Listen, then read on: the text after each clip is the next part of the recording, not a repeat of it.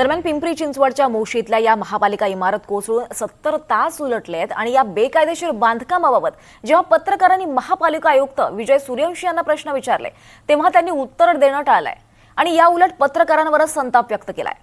सध्या फक्त बचाव कार्य महत्त्वाचं आहे आणि चौकशी नंतर होईलच असं सांगत आयुक्तांनी हा विषय टाळलाय। त्यामुळे प्रशासनाच्या भूमिकेवरच आता मोठं प्रश्नचिन्ह उपस्थित झालंय।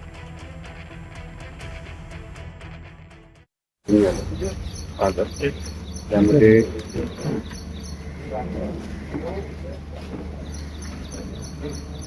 आता ही सगळं चौकशी मी सांगितलंय ना, मी चौकशी करणार त्याच्यामध्ये येईल। आता त्या संदर्भात नाही पाहिजे, आता फक्त रेस्क्यू ऑपरेशन बद्दल काय असेल विचार सर, हे गंभीर आहे ना सर। पहिला आणि दुसरा मजला चौकशी करणार म्हणून मी सांगितलं ना, चौकशी करणार मी म्हटलंय ना मी। दरम्यान या दुर्घटनेला 70 तास उलटलेत, आपले नातेवाईक हे ढिगारेखाली अडकलेत हे कळताच राज्यभरातून नातेवाईक घटनास्थळी पोहोचलेत, पण पोलिसांनी त्यांना आत प्रवेश दिलेला नाहीये। 4 दिवसांपासून आम्हाला पाणीही मिळालं नाही असं सांगत या नातेवाईकांचं अश्रू अनावर झालेत। अडकलेला मुलगा सुखरूप बाहेर यावा म्हणून ते देवाला विनंती करतायत। तर या नातेवाईकांचा आक्रोश आपल्याला पाहायला मिळतोय। 70 तास या दुर्घटनेला उलटलेत, मात्र आपले नातेवाईक हे ढिगारेखाली अडकलेत हे कळताच राज्यभरातून नातेवाईक इथे पोहोचलेत, पण पोलिसांनी त्यांना आत प्रवेश दिलेला नाहीये। 4 दिवसांपासून आम्हाला पाणी सुद्धा मिळालं नाही असं या नातेवाईकांनी सांगितलेलं आहे। त्यांना हे सांगताना अश्रू अनावर झाल्याचं पाहायला मिळालंय। काही जण अडकलेला मुलगा सुखरूप बाहेर यावा यासाठी देवाला विनंती करताना दिसतायत। अजूनही 8 कामगार इथे अडकलेत।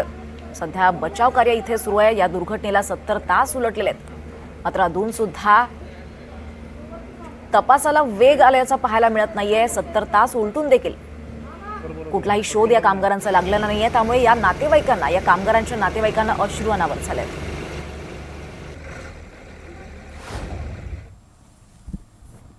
4 रोज झाले आम्ही इथं बसलेलो आहेत। बरं काय करायचंय आम्हाला? नुसतं बघून तरी यायला आम्हाला आहे का सुटका? आम्ही किती एक जीप आम्ही किती 25,000 करून आलो बिडून इथं। बीडवरून आलोय तुम्ही सगळे? बिडून आलो साहेब आम्ही, हे गेवरावून आल्यात वायगावकून। आम्ही वडवणी तालुक्यातून आलोत बघा। मी खरंच सांगायचे तुम्हाला, माजलगाव लहान मुलं आहेत नागी, छोटे छोटे 2 मुली आहेत, एक तर लय लहान आहे, त्यांना काय कळतंय? ते लेकरू आव असं मुडकं टाकायले देवाला, म्हणते माझे पप्पा यावात साहेब, काय म्हणतं पप्पा माझ्या यावात घरी म्हणून लेकरू एवढंच आहे, त्या देवा पुढे असं दरवड घेत देवाला प्रयत्न करते। तुम्ही काय सांगणार का सोडायला लावला? वाईट वाटतंय खरंच, तुम्ही पण रडताय सगळे।